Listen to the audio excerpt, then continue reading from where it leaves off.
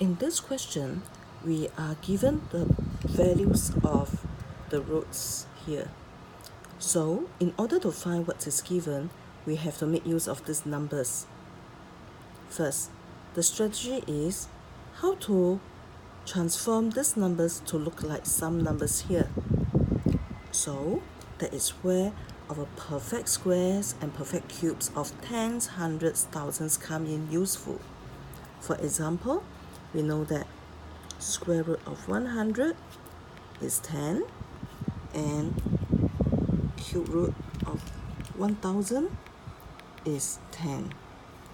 So now we start to transform the numbers. First, we have square root of 5250. To transform it into something that looks like this, and because it's a square root, we shall make use of this. So by rewriting, we have 5 2.5 times 100, and this is same as writing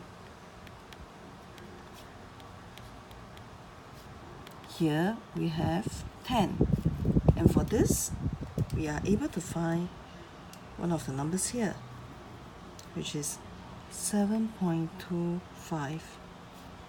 As a result, we get 2.5 here. Next, we have to find out what is cube root of 5250. Similarly, we want to make use of one of this. Since it is a cube root, we shall use this. If it were to divide by 1000, we get 5.25 times 1000. And with this, we will be able to get this.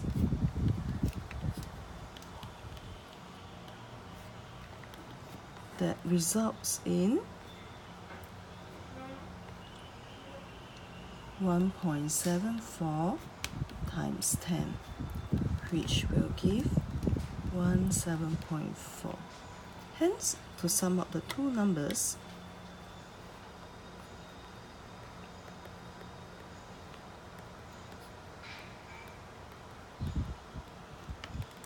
we have these two add together,